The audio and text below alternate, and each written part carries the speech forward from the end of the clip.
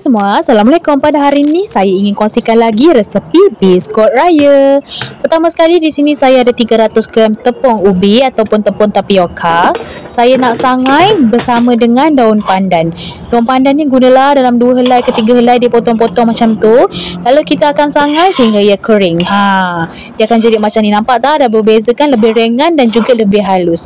Kalau macam ni dah boleh matikan api, tapi kalau nak pastikan lebih lagi, anda boleh ambil daun pandan dan anda buat macam ni. Kalau dah betul-betul crispy macam ni, betul dah tu, dah kering.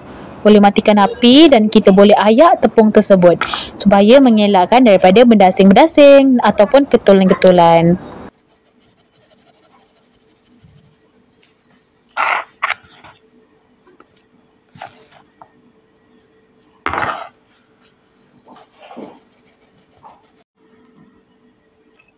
Langkah yang selanjutnya, di sini saya ada 100 gram gula. Saya guna gula biasa je. Kalau ada guna air saya lagi bagus.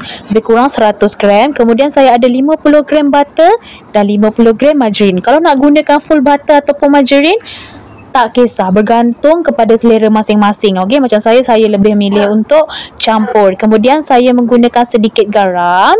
Kemudian kuning telur 1 biji. Next, di sini juga saya menggunakan sedikit asin vanila bagi menghilangkan bau hanyir telur tu. Lalu saya juga menggunakan 1/4 cawan serbuk koko. Kalau nak letak lebih pun boleh juga, tapi takutnya kalau letak lebih sangat pahit pula. 1/4 menurut saya dah pas sangat rasanya. Berbalik kepada itu, bergantunglah pada selera masing-masing. Kemudian kita gaul rata bagi sebati semua bahan-bahan tersebut.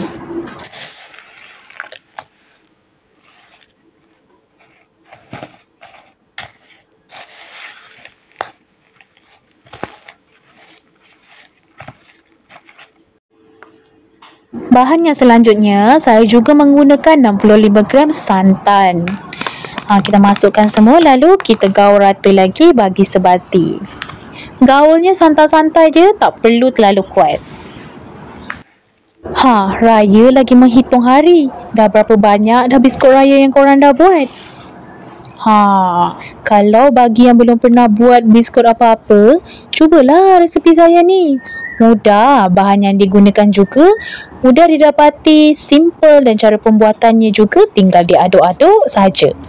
Kemudian ni saya akan masukkan tepung sedikit demi sedikit sambil digaul rata.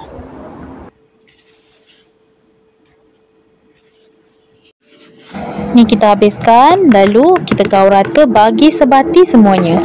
Kalau nak mudah, kita guna tangan je, jangan guna senduk.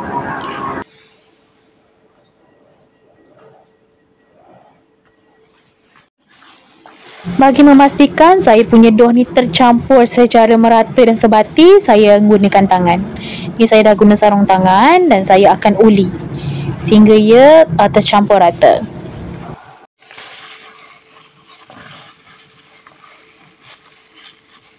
Lebih kurang macam ni. Sekarang kita dah boleh cetak. Langkah yang selanjutnya, di sini saya nak gunakan coklat rice. Anda boleh menggunakan pelbagailah jenis hiasan yang anda nak guna.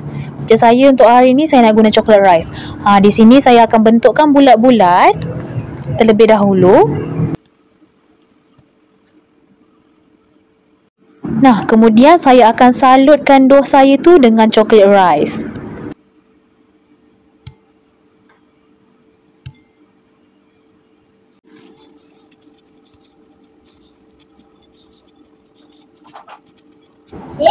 Lebih kurang macam ni.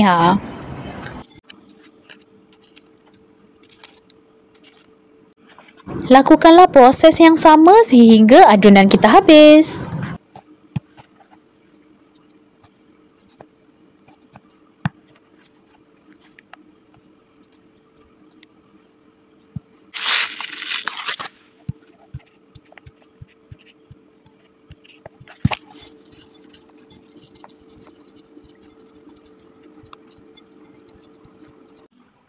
Ini dia dough yang telah saya salut dengan coklat rice.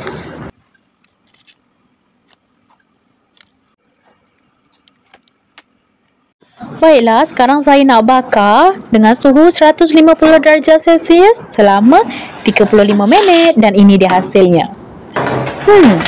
Mudah kan cara membuat biskut raya ataupun biskut lebaran? Bagaimana menurut anda dengan resepi kita pada hari ini?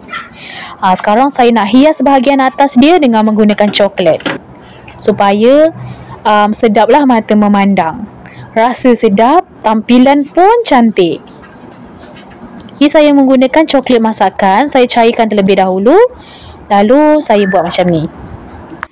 Kalau nak lebih cantik, mungkin anda boleh menggunakan coklat warna putih ataupun warna yang lainnya supaya nampak lebih berwarna.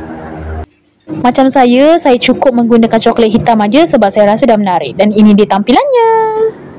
Bagaimana menurut anda? Cantik juga kan?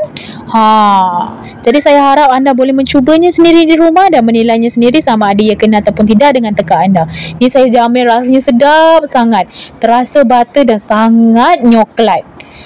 Jadi jangan lupa tekan like, jangan lupa subscribe for more video sebab saya akan kongsikan lebih banyak lagi resepi biskut raya yang mudah dan sedap.